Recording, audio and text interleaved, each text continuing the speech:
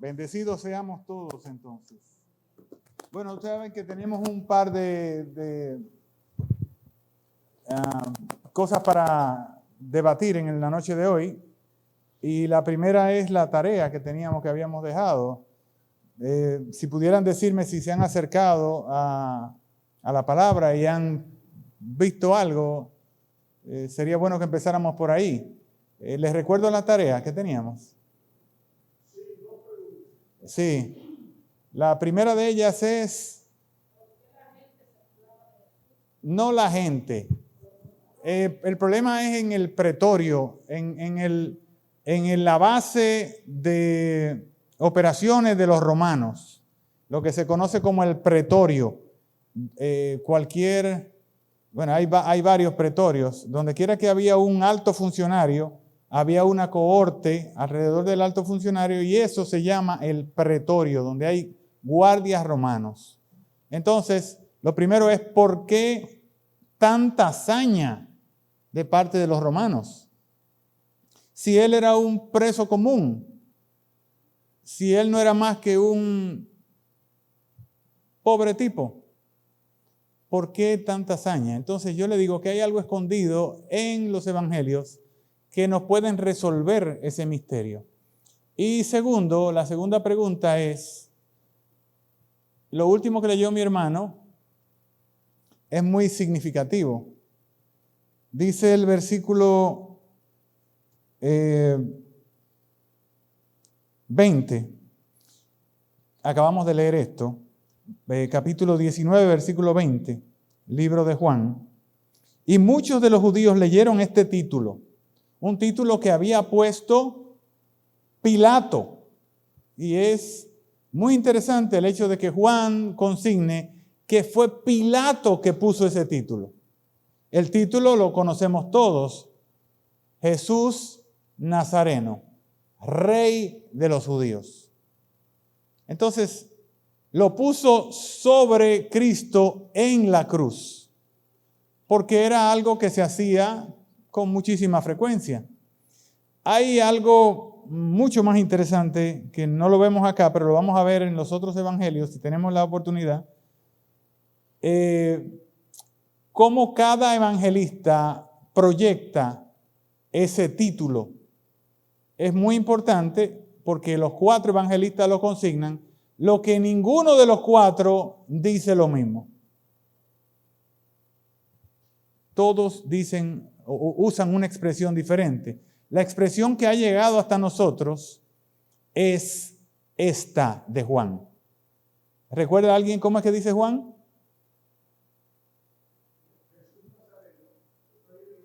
Jesús Nazareno, Rey de los judíos. Después lo vamos a buscar en los otros evangelios y vamos a ver qué discordancia presentan ellos. Pero la frase que ha llegado hasta nuestros días es precisamente esta. No es la frase de los otros evangelistas. Entonces, les reitero, Pilato, según la narración de Juan, escribe o manda a escribir, que es lo mismo, Jesús Nazareno, Rey de los judíos. La cruz, el Calvario, el monte, está en la entrada hacia el templo, hacia la ciudad vieja, hacia la ciudad amurallada. Hermano mío, présteme esa imagen. Yo, como les había dicho, yo tenía una deuda con ustedes de una foto que yo vi cuando eso era monte y culebra. No ahora que ya está urbanizado y todo eso, sino ahí está la foto. Si pudiera, exacto. No hay que buscarle mucho para verlo ahora, ¿verdad que no? El monte, el Calvario, o el Gólgota, o la Carabela. ¿La ven ahí? ¿No se ve? Porque se ve hasta con la boca ahí. Miren los 2 ojos, magnífico. Ahí está. Ve, entonces si te das un poquito, bueno, este está perfecto. En la televisión yo la puedo ver con todos los detalles. ¿Ven la parte de la muralla de la ciudad? Y se ve, ciérralo un poquito para que se vea con toda extensión como se ve allá. La cuestión. Miren la ciudad por donde bordea. ¿Ve? Entonces, este es el camino para subir a la ciudad. A diferencia de la otra foto, ustedes recuerdan que la otra foto ya tiene guagua y todo eso y está urbanizado y todo, pero aquí se ve que eso es como en los años 20 o quizás antes de los años 20. Y se ve perfectamente el skull, la cara de la carabela. Ahí se ve y se ve la nariz perfectamente. Hay otra foto un poquito más moderna de cuando usted se para en el otro monte aquí donde están esas personas paradas, donde está la raya, y hace la foto hacia el otro lado. Preséntamela, por favor. Miren la otra foto ahí. ¿Ve? Que se ve el hoyo de los ojos, la nariz y abajo hasta una mueca de boca se puede ver. ¿Lo ven? Entonces, evidentemente, este es el lugar de la carabela. Hacíamos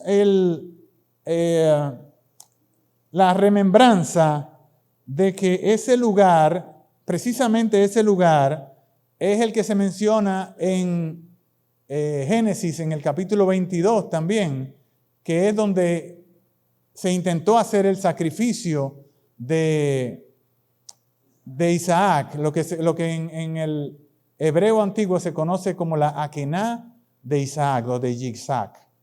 La Akená de Isaac, porque ese episodio los judíos, los hebreos, lo consignan como la atadura de Isaac, donde Isaac fue amarrado. La atadura de Isaac. Bueno, estaba precisamente, ponme la primera de las fotos, estaba precisamente en la vía en la que se sube para la ciudad. Recuérdense que esto pasó, este episodio de la vida de nuestro Señor pasó el día de Pesaj, o sea, el 14 de Nisan. Hay algunas diferencias que no vamos a entrar en eso, pero hay algunas diferencias entre los propios evangelios, entre qué día fue exactamente que esto pasó, pero yo soy de la convicción, y ojalá ustedes pudieran estudiarlo y verlo conmigo en alguna ocasión, yo soy de la convicción de que esto pasó el 14 de Nisan, no el 15 de Nisan. Lo que quiere decir que en la ciudad había un montón de personas. Yo oí algo anoche que decía que habían como 200,000 personas dentro de la ciudad en ese momento. Pero he buscado estimaciones que dicen que alrededor de 1 millón de personas se congregaban en ese tiempo, en ese momento, en la ciudad de Jerusalén. Yo me quedo con el promedio de los dos. Habían más de 600,000 personas. 600,000 personas en ese momento. Era un montón de gente entrando y saliendo de la ciudad. Y esta era la vía más cómoda, porque ustedes recuerdan que la ciudad y sobre todo el templo está en el punto más alto de la región de Moriah, en el monte Moriah. O sea que todo es subiendo y no se puede subir derecho, sino que hay que hacer lo que están haciendo estos camellos acá. Hay que hacer una especie de curva para entonces ir bordeando la montaña y llegar hasta el lugar. Entonces, estaba puesto estratégicamente porque los romanos lo hacían para disuadir. O sea, una crucifixión tenía dos motivos o tenía dos objetivos. El primero era lo que ellos consideraban que era ajusticiamiento, o sea, hacer justicia, matar a los malos, matar a los perversos, matar siempre que no fuera romano. Usted podía hacer todo lo perverso que usted quiera y no lo iban a crucificar si era romano. Pero si era de otro pueblo y nada más por robo o por cualquier cosa lo podían ajusticiar desde el punto de vista de ellos, pero tenía otro objetivo y era el de disuadir. cualquiera que viera a esas personas ahí no iba a hacer nada contra los romanos. Por otro lado, lo normal, esa es la nueva. Ustedes ven, ya eso es moderno, ya se ve que es una foto a colores, con casas en los alrededores, pero es el mismo sitio. Es el mismo sitio, sí. A doña Carmen le dio un poquito de verga verlo la vez pasada, pero ahí se nota perfectamente ahora. Se puede ver. La cuestión es, esa foto la vimos la semana pasada, que esas personas que eran crucificadas nunca o muy rara vez morían instantáneamente o eran forzados a morir, como forzaron a los ladrones que estaban junto con Jesús, sino que esas personas pasaban días para morirse. Y eso era grito y llanto y todas las malas palabras que ustedes se pueden imaginar, porque era muy doloroso. O sea, donde ponían los clavos es donde pasan los sensores de la mano, del brazo, de los pies.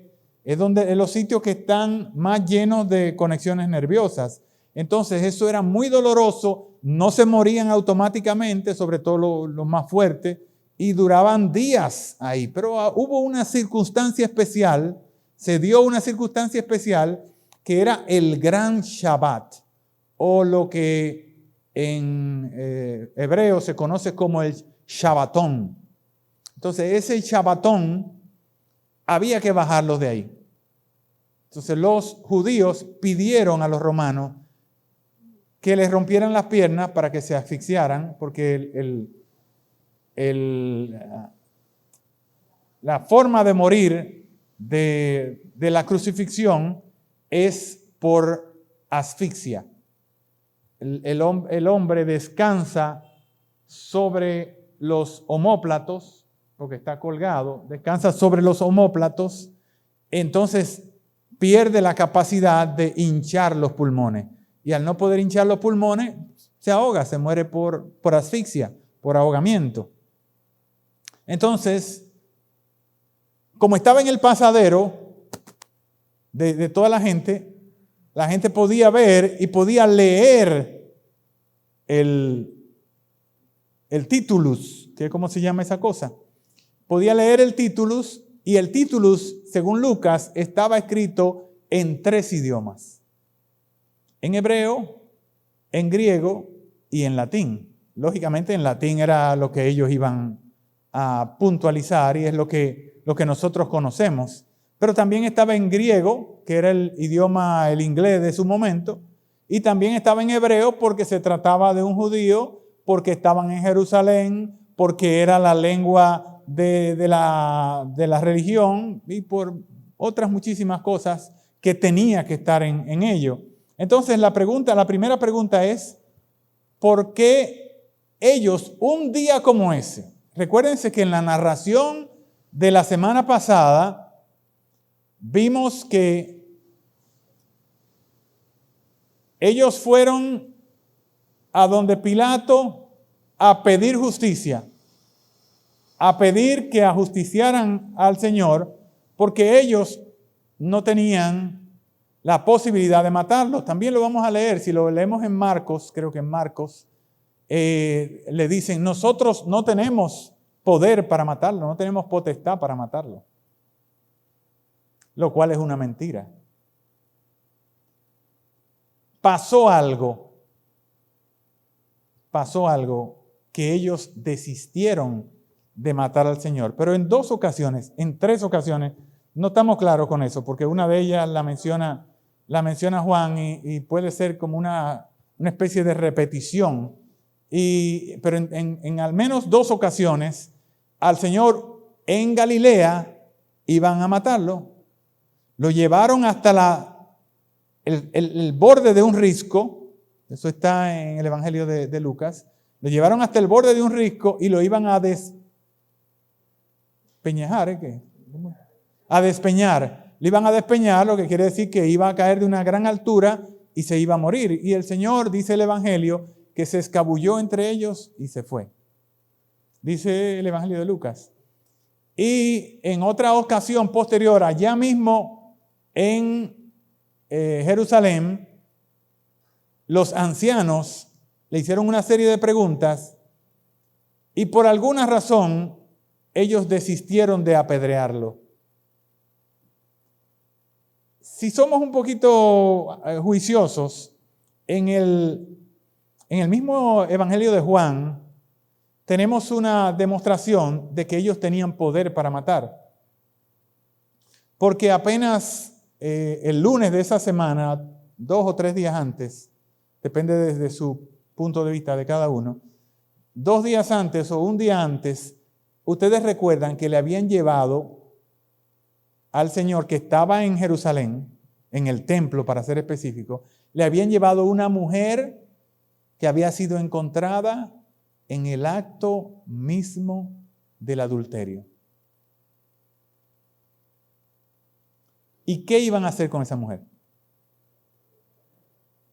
¿Ah? Apedrearla. Y de hecho el Evangelio narra que desde el mayor hasta el menor se fueron y dejaron las piedras ahí. O sea que sí tenían poder para matar. Lo que pasa es que por esas cosas que el Señor hace, en ese momento de la historia, cuando ellos deciden agarrar al Señor Jesucristo, está Herodes en Jerusalén por el asunto de la festividad y por un asunto de seguridad estaba Poncio Pilato, que no paraba en Jerusalén. Él vivía en Cesarea Marítima, más cerca de Galilea que de Jerusalén. Pero hay algo que ustedes no saben, y es que Judea fue provincia de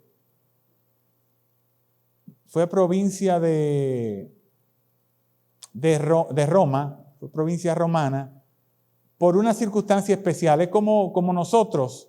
Nosotros fuimos una especie de provincia de España, pero fue porque nosotros quisimos. Recuérdense que nosotros nos liberamos no de España como el resto de los países de América Latina, sino nosotros nos liberamos de nuestro hermano de Haití. Entonces, cuando los independentistas, año 1861, entienden que somos muy débiles comparados con Haití, ellos piden anexión a España. Pasó algo muy similar con los judíos, con Judea en ese momento. Y es que a partir del año -6 o -8 de nuestra era, ellos piden la anexión a Roma porque Asiria se está poniendo muy fuerte. Asiria es lo del norte de ellos, lo que hoy es Irán, Irak, por ahí arriba. Se estaban poniendo muy fuertes, estaban tomando algo de presencia y lo lógico era que se expandieran hacia Judea. Entonces ellos, para protegerse de los asirios, que eran quizás más sanguinarios que los romanos, aunque los romanos es el non plus ultra de los malos, desde mi óptica, ellos deciden anexar a Judea a Roma. Entonces, una de las cosas que provoca la anexión o que produce la anexión en Roma es que ustedes saben que Roma estaba orgullosa, por decirlo así. Yo sé que orgullo es una palabra estúpida, pero Roma era muy orgullosa de su lema. ¿Y cuál era el lema de Roma? ¿Qué era lo que ellos... La paz romana. La pax romana con X. Entonces, como ellos eran tan celosos con su lema, del lema de la pax romana, ellos ejecutaban una ley que se llama el jus gladis. El jus gladis, los abogados saben muy bien lo que es el jus sanguini o el jus soli, ¿verdad que sí? El jus sanguini es si es hijo consanguíneo de un dominicano, donde quiera que sea, es dominicano. El jus soli no se aplica aquí, pero en otros países se aplica, que si nació en ese suelo, ya es de ahí. Bueno, el jus gladis es parecido, y es que cuando entran los romanos, las leyes son romanas. Entonces, para matar uno y evitar problemas con los romanos, hay que dejar que sean los romanos que lo maten. Eso se llama jus gladi, o sea, el derecho de la espada. De ahí viene gladiador, que blande una espada. Bueno, pues la cuestión es que ellos no podían matarlo. En esa circunstancia, quizás 3 o 4 días antes sí. Quizás el mismo domingo pudieron haberlo matado. Pero en este momento de la historia en el que está tanto Herodes el tetrarca, no Herodes Antipas, sino Herodes el hijo, el tetrarca, como también Poncio Pilato en Jerusalén, ellos entienden que no deben matar un hombre o no deben matar un ser humano, porque ellos van a matar a la mujer que no es hombre. Entonces, en estas circunstancias es donde se da el juicio, que no es un juicio. Son al menos 4 interrogatorios. Para nosotros verlo, los 4 interrogatorios, no podemos coger ningún evangelio. A mí, ustedes saben que yo soy loco con Lucas, porque el grado de detalle que presentan las narrativas de Lucas son hermosas. En segundo lugar, mi evangelio favorito es el evangelio de Mateo, porque es el evangelio más largo, porque es rico en detalles y en cosas. Pero en ninguno de los casos los juicios están completos. Siempre le falta un pedazo. En el caso de que yo tuviera que analizar a profundidad, yo creo o me inclino más por la visión de Marcos como evangelista en esto de los juicios y en la visión de Juan. Por una cosa sencilla, por un detalle bastante sencillo. Los dos fueron testigos presenciales de los hechos. Nosotros estamos claros, sabemos bastante bien que Juan estuvo incluso en la casa de Caifás en la noche del interrogatorio de nuestro Señor. Y me parece, por lo que he leído, por lo que he investigado, que en el caso de Marcos también estuvo de cerca, siguió a los guardias. En este caso no eran guardias del pretorio, eran guardias del templo, los que fueron a buscar a Jesús al monte de los Olivos, al Getsemaní. Entonces, se da el asunto. Quizás en otra ocasión, porque no creo que tengamos tiempo, si me permiten, la semana que viene, veríamos entonces el asunto de los juicios, de los 4 juicios, con un poquito de profundidad. Pero ahora vamos a concentrarnos en que ya ha sido juzgado y está crucificado. Pilato pone Jesús de Nazareno, Jesús de Nazaret, Rey de los judíos, o Jesús Nazareno, Rey de los judíos. Es lo que él pone, Jesús Nazareno, Rey de los judíos. Los principales, los sacerdotes, se dan cuenta de lo que está escrito. Probablemente ellos ni siquiera pasaron por ahí. Ellos le vocearon, le dijeron, miren, hay un asunto ahí puesto que no está bien. Entonces ellos, ese día tan especial, ellos no entraron, creo que dice Mateo, no entraron a la fortaleza Antonia, que es donde vivía donde estaba el pretorio, donde vivía el procónsul, porque ellos no querían contaminarse. Ellos dejaron que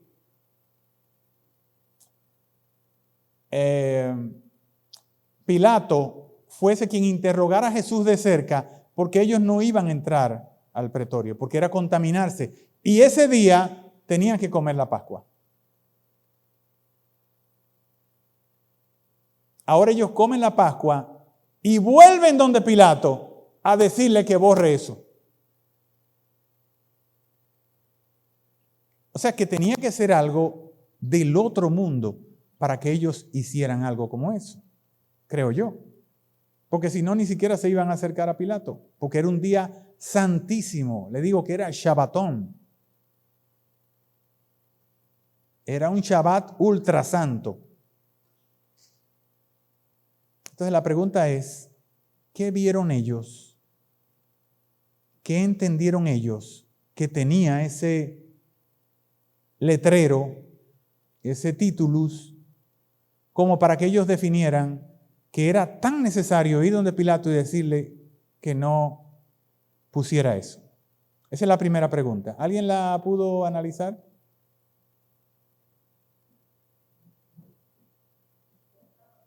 Dígame. La pregunta. Mire, hombre, tenemos la noche entera hablando de eso. Pero ven acá. No relaje. Ajá, dime. Ah, sí. Ajá.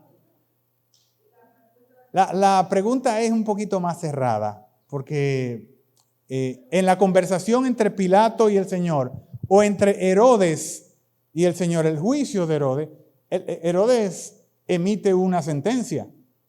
O sea que él llega a una conclusión después de una entrevista larga con el Señor. Una entrevista medio extraña, porque el Señor no le contestó absolutamente nada. O sea, no hay ninguna descripción en esa. Entonces, la cuestión es, Cristina, la pregunta mía es, ¿por qué los soldados romanos se ensañaron con Jesús? ¿Por qué le ponen la corona de espinas?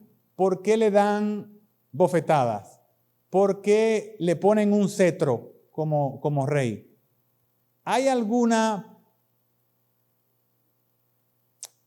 atisbo en las Escrituras que nos diga por qué cuando llega el Señor está así? Entonces esa es la pregunta. Ve a ver si tú la puedes contestar. Dale. ¿Tienes el micrófono para que, porque como estamos grabando, sería bueno sí que entienda cómo es la cosa?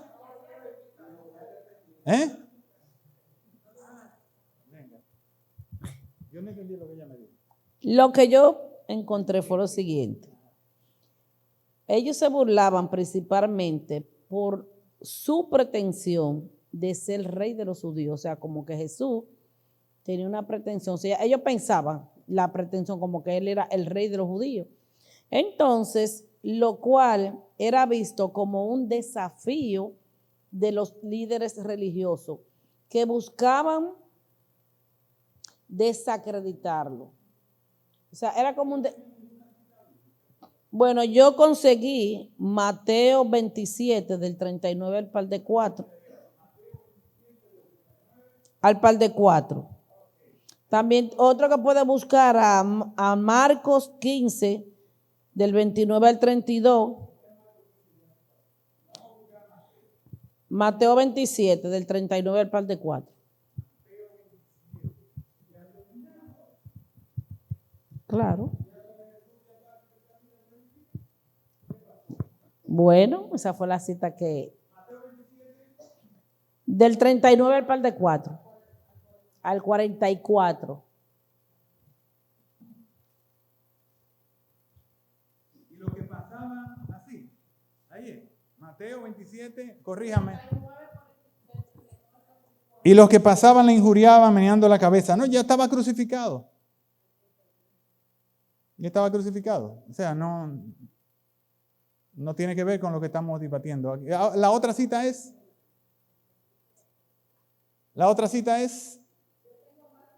Marcos 15. Eso está en la misma línea. Si es Marcos y está en el 15 fue porque ya pasó la crucifixión. Entonces, Ok. Ok, dime, Marcos 15.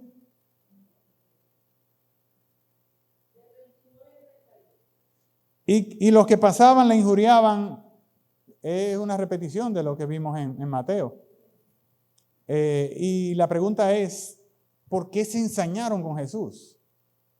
A ver, mi hermano, Michael, ¿no buscaste nada? Claro que sí, ese día tú buscaste. Ok. Dale. Voy a pasarte el micrófono también para que se pueda grabar lo que tú vas a aportar.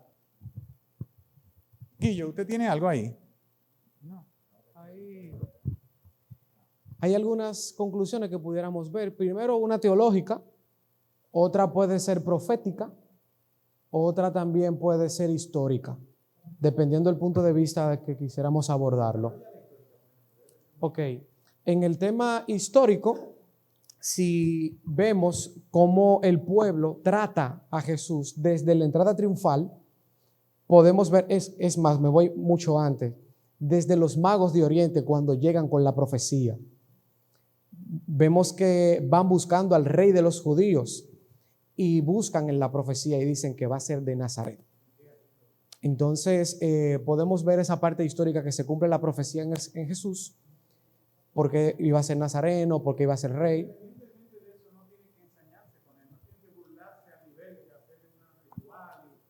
Ahí va la otra parte. Esa tiene que ver con la profecía. Salmo 22 habla de que iban a repartir sus vestidos y todo eso. Salmo 22, iban a echar suelta sobre sus vestidos, y uniéndolo con la parte histórica, a las personas que le iban a crucificar, entonces ellos le daban como la ropa al verdugo, como parte de su pago. Entonces ahí tiene que ver la parte de la repartidera de los vestidos, y el tema del escarnio es profético. Lo traigo como conclusión desde Salmo 22.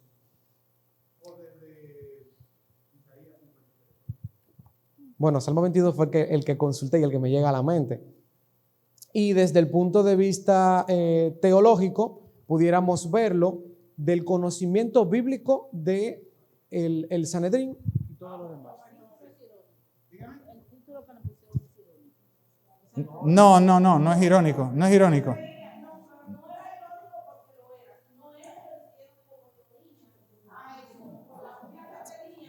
Pero el problema es eso, el problema es que Jesús, bueno, vamos a hacer un recorrido rápido. Vamos a hacer un recorrido rápido por el proceso de Pilato. Si tenemos la ocasión, lo vamos a hacer bien detenido para que ustedes vean cuánta profundidad hay en esto. Pero ahora vamos a hacerlo de una manera rápida, casi súbita. Vamos a ver, vamos a empezar con el Evangelio de Juan. ¿Por qué empiezo con Juan? Porque Juan nos da un detalle que no nos lo dan los otros evangelios en cuanto a dónde fueron. Si ustedes ven todos los otros evangelios, en Mateo, por ejemplo, dicen, a Jesús lo agarraron en Getsemaní. ¿Verdad? Estamos claros con eso. Lo agarraron en Getsemaní. Jesús tenía una condición en ese momento. Es que la piel estaba encrispada. O sea, que el mínimo roce, el roce de su vestido, le causaba duro. Entonces, eso es una condición médica que se estudia. Entonces, cuando su sudor es como las gotas de sangre, los vasos de la piel, los vasos más cercanos a la piel, están en una condición de una alta tensión, una alta presión, se rompen solo, y eso provoca que la piel, el más mínimo roce, el caminar duela en la piel. Entonces a él lo llevan amarrado, o sea y forcejeando, porque a un preso no se le va a llevar de que, ven mijo, eso es dándole funda. Entonces, ¿a dónde va Jesús cuando lo sacan del Getsemaní? Depende de dónde lean. Si lo leen de Lucas, él dice fue al Sanedrín, ¿verdad? Si lo leen de Marcos, dice fue a donde Anás y Caifás. Vamos a leer lo de Juan. Mateo se parece mucho. Vamos a leer lo de Juan. Capítulo 18. Si alguien quiere leer otro, no hay ningún problema, lo leemos. Ok. Capítulo 18, a partir del... Vamos a leer desde el 1. Habiendo dicho Jesús estas cosas, salió con sus discípulos al otro lado del torrente de Cedrón. Estaba del lado de Jerusalén, lo que vimos ahí. Estaba donde están las murallas. Tiene que bajar el torrente de Cedrón, que es una cuesta, y entonces tiene que comenzar a caminar para subir al Monte de los Olivos, que está frente a la ciudad, que está frente al Moriah, al monte, al otro monte. Hay un valle, que fue lo que vimos ahí, donde estaban los camellos, y después tiene que subir de nuevo para subir a Getsemaní, que es otro montecito. Bueno, donde había un huerto en el cual entró con sus discípulos, y también Judas, el que le entregaba, conocía aquel lugar, porque muchas veces Jesús se había reunido allí con sus discípulos. Judas, pues, tomando una compañía de soldados, esos soldados no eran romanos, esos soldados eran la guardia del templo, y él había negociado con la gente del templo, no con los romanos. Y alguaciles de los principales sacerdotes y de los fariseos. Fue allí con linternas y antorchas y con armas. Pero Jesús, sabiendo todas las cosas que le habían de sobrevenir, se adelantó y le dijo: ¿a quién buscáis? Le respondieron: a Jesús Nazareno. Jesús Nazareno. Jesús Nazareno. Ok. Jesús les dijo: yo soy. Y estaba también con ellos Judas, el que le entregaba. Cuando les dijo: yo soy, retrocedieron y cayeron a tierra. Volvió pues a preguntarle: ¿a quién buscáis? Y ellos dijeron: a Jesús Nazareno. Respondió Jesús: os he dicho que yo soy. Pues si me buscáis a mí, dejad ir a estos, para que se cumpliese aquello de que de los que me diste no perdí ninguno. Entonces Simón Pedro, que tenía una espada, la desenvainó e hirió al siervo del sumo sacerdote y le cortó la oreja derecha. El siervo se llamaba Malco. Eso también lo dice Marcos. Jesús entonces dijo a Pedro: mete tu espada en la vaina. La copa que el Padre me ha dado, ¿no la he de beber? Versículo 12. Entonces la compañía de los soldados, el tribuno y los alguaciles de los judíos prendieron a Jesús y le ataron en la condición en la que estaba Jesús, y le llevaron primeramente a Anás. ¿Por qué lo llevan a Anás? Anás no era el sumo sacerdote, pero hace 5 años había sido sumo sacerdote. Pero Anás era el principal afectado por Jesús, porque los negocios que se hacían en el templo eran reportados a Anás. De hecho, hay un escrito dentro de las cosas judías, dentro de lo que escribe Flavio Josefo, que dice que al atrio del templo se le llamaba como el bazar de Anás. Ustedes dicen, pero lo primero que Jesús hace cuando entra a Jerusalén, en la entrada triunfal, después que él entra, lo primero que hace, que narra el Evangelio de Lucas, es que va directo al templo y rompe la mesa de los cambistas y libera a las víctimas de los holocaustos que vendían esa gente. Entonces, evidentemente había un negocio ahí. Nuestro Señor le dice: esta es la casa de mi padre, pero ustedes la han convertido en una cueva de ladrones. ¿En qué se robaba? ¿Por qué? ¿Cuál era la mecánica de robo ahí?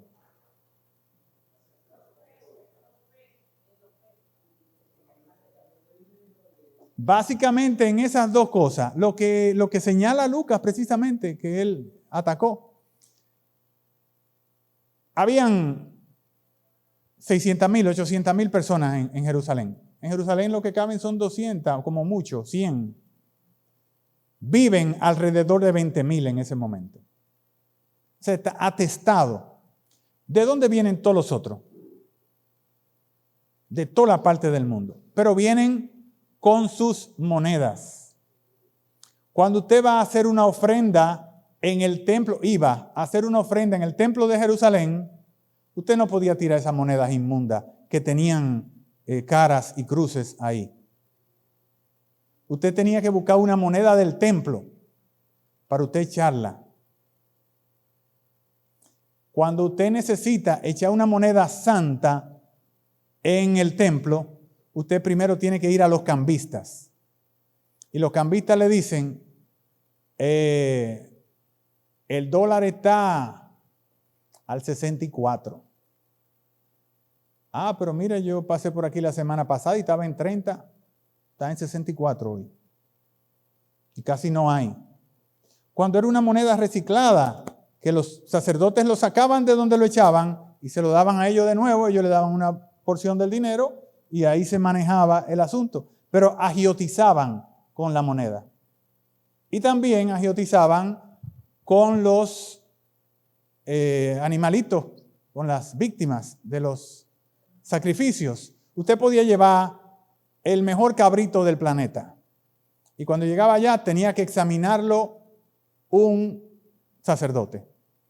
Y cuando el sacerdote lo examinaba, aunque sea una pulga, la encontraba y estaba preso. Tenía que devolverse otra vez. Entonces se manejaba ese tipo de cosas. ¿Y quién se beneficiaba? Era Anás. Dicen las malas lenguas. Yo no estaba ahí. Pero eso es lo que dicen las malas lenguas. Entonces Anás era como el líder económico de ese movimiento. Aunque él había sido sumo sacerdote, y como cosa extraña, una de las cosas que le reprochaban a Lucas es que no podía haber dos sumos sacerdotes. O sea que en Jerusalén nunca hubo dos sumos sacerdotes. Cuando empezaron a detractarlo por lo que Lucas había escrito, más adelante se vio que sí, que en un periodo de 8 años había habido 5 sumos sacerdotes. Y que sí era real que Anás era el ex sumo sacerdote, pero era el gran sumo sacerdote de ese momento. Entonces las cosas se dilucidaron primero con él, como dice Juan. Primero se dilucidan con Anás, que él va solo a la casa de Anás. En la casa de Anás no están los otros sacerdotes. Ustedes saben que el Sanedrín o Sinedrio se reunía en un lugar en especial. No era que el Sanedrín se juntaba en cualquier sitio, no, tenían al menos 2 lugares especiales donde reunirse. El primero de ellos era en el templo, que tenían un lugar, el Sanedrín tenía un lugar en el templo para reunirse.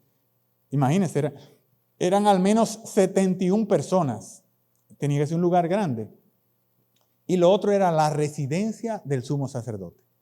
Entonces, como Anás en ese momento no era sumo sacerdote, no había lugar para personas en la casa de Anás, aun cuando él era económicamente el más poderoso de todito. Se lo llevan a la casa del sumo sacerdote. Eso es lo que dice aquí. Versículo 13. Y le llevaron primeramente a Anás, porque era suegro de Caifás, que era sumo sacerdote aquel año. Era Caifás el que había dado el consejo a los judíos de que convenía que un solo hombre muriese por el pueblo.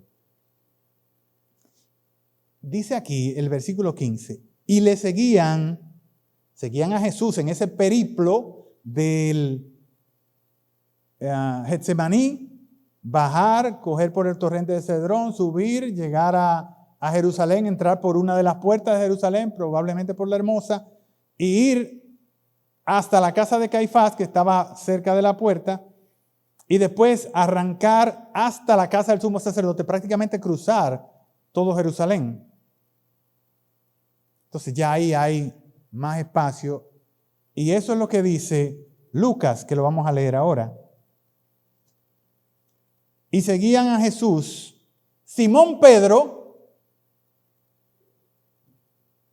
Eso era muy arriesgado de parte de Pedro, pero era su promesa. Él le había dicho que donde quiera que el Señor se metiera, él iba, porque era lo más guapo que había, el tal Pedro, el tal Simón, era lo más bravo. Y él, aún, ustedes saben que ya él había cortado la oreja a uno de los sirvientes del sumo sacerdote, y aún así, él va con Jesús, detrás de Jesús. Miren qué cosa tan interesante hay aquí. Dice, no solamente Simón Pedro y otro discípulo. Juan no quiere decir quién fue el otro discípulo. Pero cuando él se refiere a él mismo en sus narraciones, él dice, otro discípulo, el discípulo al que el Señor amaba, el discípulo más joven. Siempre, él nunca se menciona, él no dice, no, y Juan estaba ahí. Él usa este subterfugio para precisar su presencia. Y miren lo que dicen. Y entró con Jesús al patio. No fue Pedro que entró al patio del sumo sacerdote. Dice, y entró con Jesús al patio del sumo sacerdote, mas Pedro estaba fuera a la puerta. Salió pues el discípulo que era conocido del sumo sacerdote y habló a la portera e hizo entrar a Pedro. Ahí es que entonces a Pedro le preguntan, pero tú eres igualito a ellos, ¿tú no andabas con ellos? Dice Pedro, no relaje, yo no conozco ese tigre. No, entonces vuelve otro tipo que lo reconoce, porque dice, pero tú fuiste el que le cortaste la oreja ahorita a fulano, a Malco. Y le dice, no, ¿cómo tú vas a decir eso? Yo no conozco, yo no sé, ¿de dónde tú me hablas? La segunda vez. Y por tercera vez ya usa un tono que el evangelista nos dice que fue muy desagradable. O sea, para que los otros entendieran que él no era Galileo o que no era de los seguidores de Jesús, él usa par de mala palabra, como dice Michael. Y le dicen que no relajen con eso, que van y lo matan a él también. Bueno, entonces esta es la narración en la que nos dice que hubo un primer acercamiento a Anás, después un acercamiento al Sanedrín en la casa de Caifás. A partir de ahí, sabemos lo que Caifás hizo y además sería interesante que ahora que viene Semana Santa nos volquemos a estudiar este episodio tan importante para nosotros, que debemos ser bien conocedores de la vida de Jesús. Ellos, en un juicio que los hermanos Lehmann eran unos judíos que escriben acerca de esto, unos judíos convertidos al cristianismo, encuentran al menos 21 errores de una cosa que se llama la Mishnah, que algo que nosotros alguna vez en la vida hemos oído de eso, pero es una especie de, la Mishnah es como el código civil de los hebreos o de los judíos. No es las leyes, sino cómo se aplican las leyes, ¿verdad, Castro? Una cosa es la ley y el otro es el código civil o el código penal, que es cómo se interpreta o cómo se ejecuta la ley. El código de procedimiento, exacto. Entonces, en la Mishnah de los hebreos hay al menos, según los Lehmann, hay al menos 21 violaciones del código de las leyes de los judíos. El Mishnah lo que significa es tradición oral, lo que se estaba transmitiendo de cómo se dilucidan los problemas, de cómo se resuelven. Eso es desde Moisés, pero es en el siglo II de nuestra era, o sea, 200 años después de Cristo, es cuando se registra la Mishnah. O sea, que tú le dices, porque la Mishnah decía que no se podía hacer juicio de noche. La Mishnah no estaba escrita. ¿Cómo que no estaba escrita? Si eso es de cuando Moisés. No se había compilado, pero todos los judíos sabían cómo se hacía eso. Ellos lo sabían y los sacerdotes sobre todo tenían claridad. Cuando uno busca cómo estaba conformado, se me fue la hora. Cuando uno busca cómo estaba conformado el Sanedrín tenía a los sacerdotes arriba, tenía a los fariseos y escribas en el medio y tenía los ancianos abajo. Eran mucho más ancianos, pero también estaban los escribas en el medio. Esa gente no se le pasaba una. Y arriba estaban los sumos sacerdotes que tenían que tener un conocimiento más que excelente de esto que le estoy refiriendo, que es la Mishnah. Bueno, me van a permitir unos 5 o 6 minutos más para cerrar el asunto de la pregunta. En esa ocasión, entonces, por un exabrupto de Caifás, Jesús es encontrado culpable ¿de qué?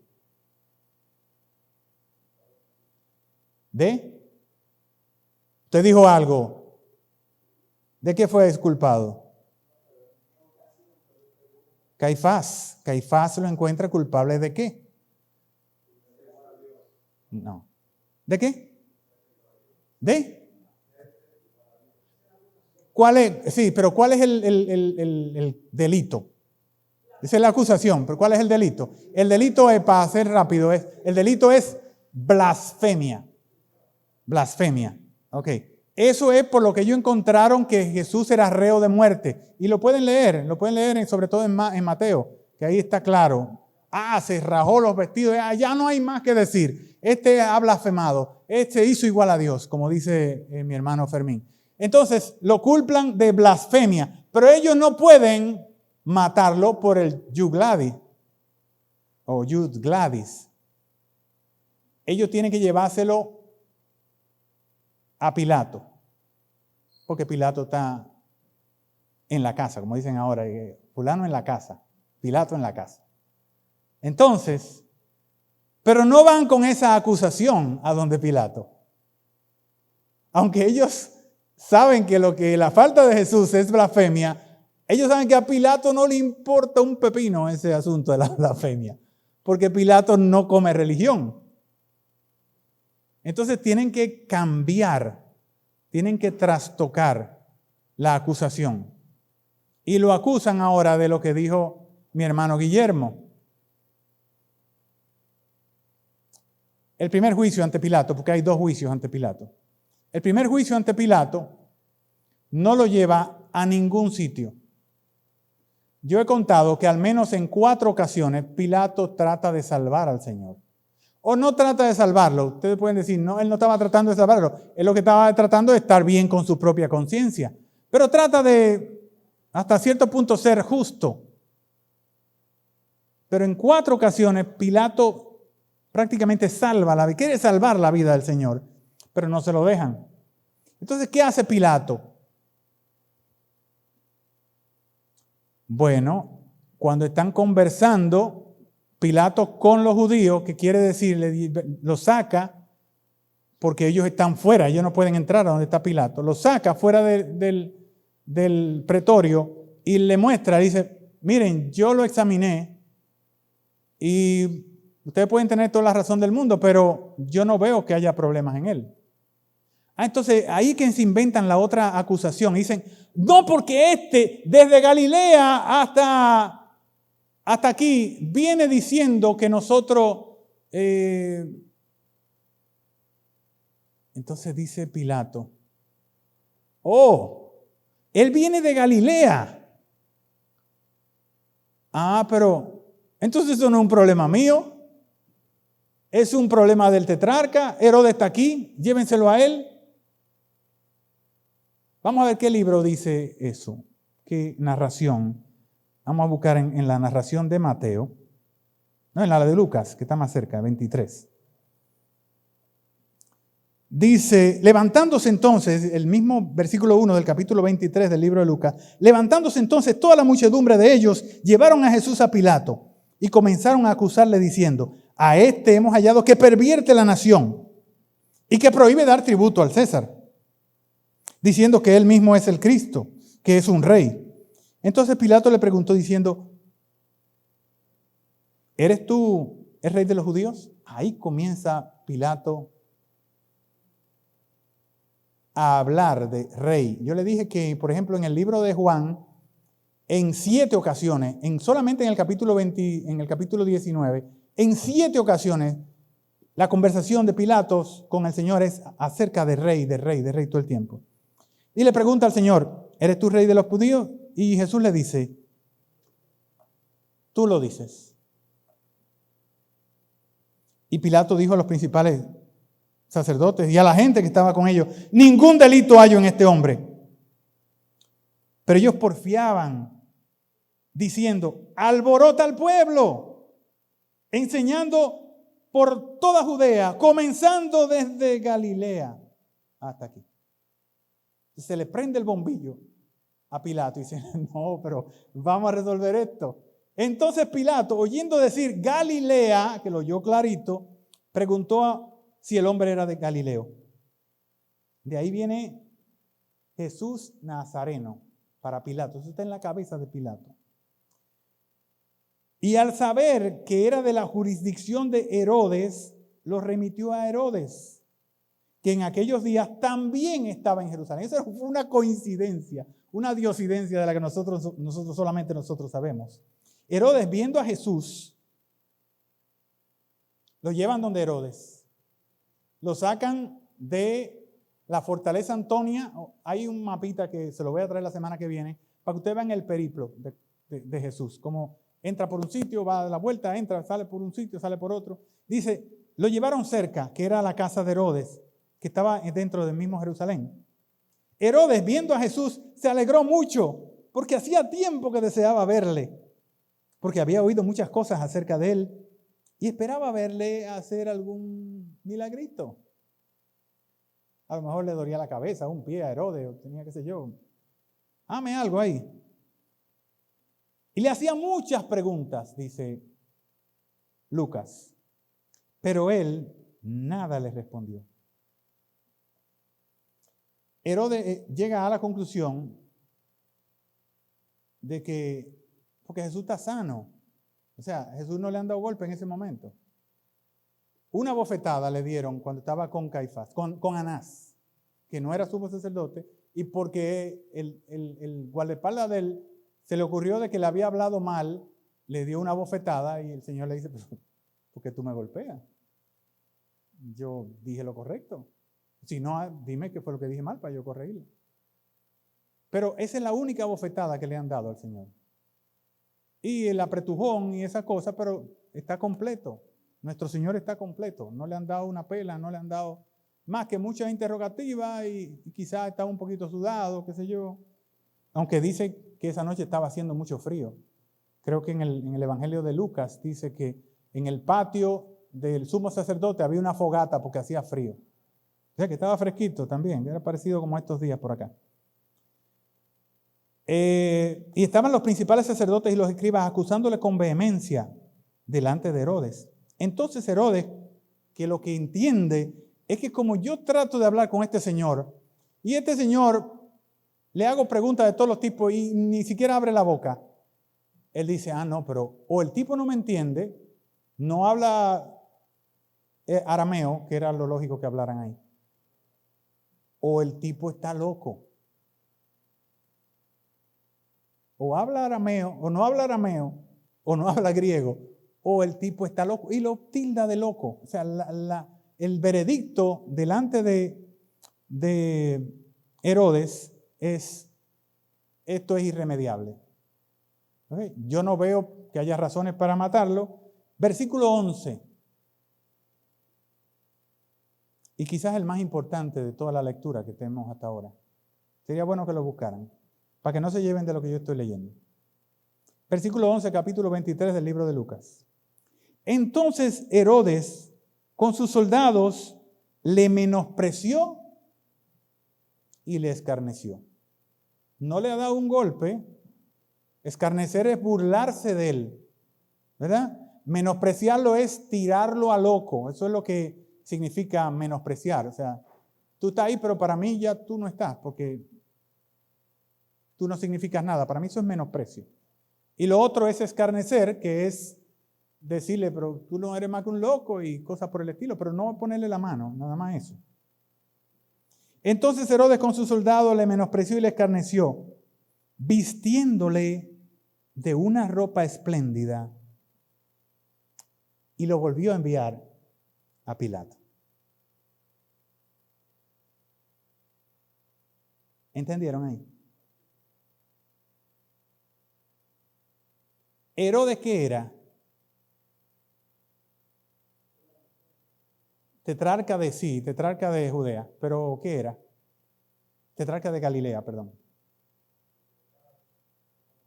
Era el rey. Anás y Caifás no eran reyes. Pilato no era rey, o al menos no era rey de Judea. Pero Herodes el tetrarca o Herodes Antipas era el rey de Judea o de Galilea, porque como eran una tetrarquía, se había roto en cuatro, habían 4 diferentes reyes, que los 4 eran hijos de Herodes el Grande. Pero era el rey. Entonces Herodes manda a que le pongan a nuestro Señor la mejor de sus ropas.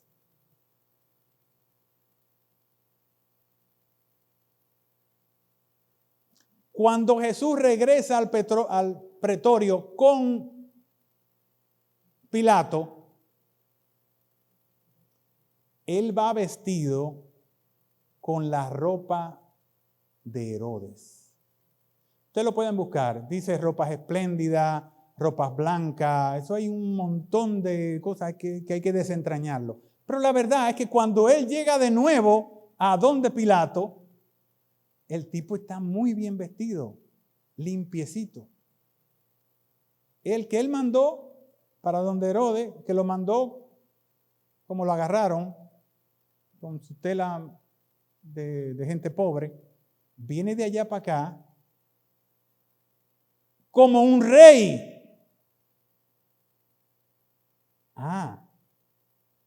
No hay que hablar para los soldados, para los romanos. Ya ellos están viendo que al que ellos sacaron hace un ratito, volvió vestido de rey.